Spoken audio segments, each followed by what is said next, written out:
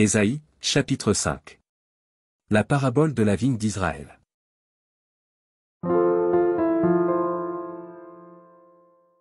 Je chanterai à mon bien-aimé le cantique de mon bien-aimé sur sa vigne.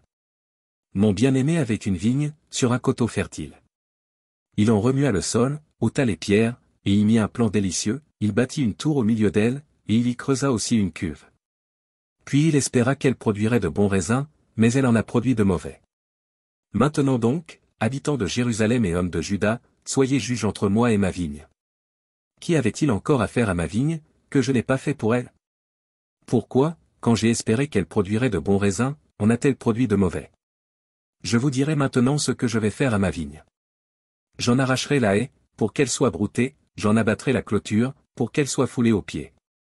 Je la réduirai en ruine, elle ne sera plus taillée, ni cultivée, les ronces et les épines y croîtront, et je donnerai mes ordres aux nuées, afin qu'elles ne laissent plus tomber la pluie sur elle. La vigne de l'Éternel des armées, c'est la maison d'Israël, et les hommes de Juda, c'est le plan qu'il chérissait. Il avait espéré de la droiture, et voici du sang versé. De la justice, et voici des cris de détresse. Malheur à ceux qui ajoutent maison à maison, et qui joignent champ à champ, jusqu'à ce qu'il n'y ait plus d'espace, et qu'il habite seul au milieu du pays. Voici ce que m'a révélé l'Éternel des armées, certainement, ces maisons nombreuses seront dévastées, ces grandes et belles maisons n'auront plus d'habitants. Même 10 arpents de vigne ne produiront qu'un bath, et un homère de semences ne produira qu'un épha. Malheur à ceux qui de bon matin courent après les boissons enivrantes, et qui bien avant dans la nuit sont échauffés par le vin. La harpe et le luth, le tambourin, la flûte et le vin, animent leur festin, mais ils ne prennent point garde à l'œuvre de l'Éternel, et ils ne voient point le travail de ses mains. C'est pourquoi mon peuple sera soudain emmené captif, sa noblesse mourra de faim, et sa multitude sera desséchée par la soif. C'est pourquoi le séjour de mort ouvre sa bouche, élargit sa gueule outre mesure, alors descendent la magnificence et la richesse de Sion, et sa foule bruyante et joyeuse.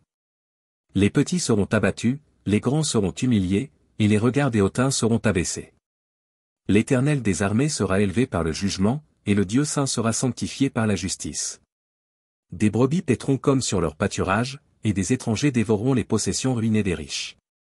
Malheur à ceux qui tirent l'iniquité avec les cordes du vice, et le péché comme avec les traits d'un char. Et qui disent, qu'il hâte, qu'il accélère son œuvre, afin que nous la voyions. Que le décret du Saint d'Israël arrive et s'exécute, afin que nous le connaissions. Malheur à ceux qui appellent le mal bien, et le bien mal, qui changent les ténèbres en lumière, et la lumière en ténèbres, qui changent l'amertume en douceur, et la douceur en amertume. Malheur à ceux qui sont sages à leurs yeux, et qui se croient intelligents. Malheur à ceux qui ont de la bravoure pour boire du vin, et de la vaillance pour mêler des liqueurs fortes. Qui justifie le coupable pour un présent, et enlève aux innocents leurs droits.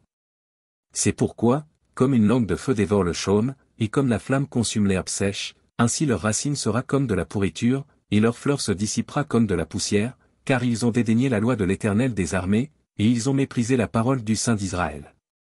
C'est pourquoi la colère de l'Éternel s'enflamme contre son peuple, il étend sa main sur lui, et il le frappe, les montagnes s'ébranlent, et les cadavres sont comme des balayures au milieu des rues. Malgré tout cela, sa colère ne s'apaise point, et sa main est encore étendue. Il élève une bannière pour les peuples lointains, et il en siffle un des extrémités de la terre, et voici, il arrive avec promptitude et légèreté.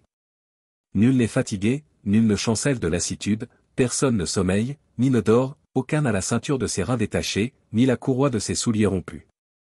Ses flèches sont aiguës, et tous ses arcs tendus, les sabots de ses chevaux ressemblent à des cailloux, et les roues de ses chars à un tourbillon. Son rugissement est comme celui d'une lionne, il rugit comme des lionceaux, il gronde, et saisit la proie, il l'emporte, et personne ne vient au secours. En ce jour, il y aura près de lui un mugissement, comme celui d'une tempête sur mer, en regardant la terre, on ne verra que ténèbres, avec des alternatives d'angoisse et d'espérance, au ciel, l'obscurité régnera.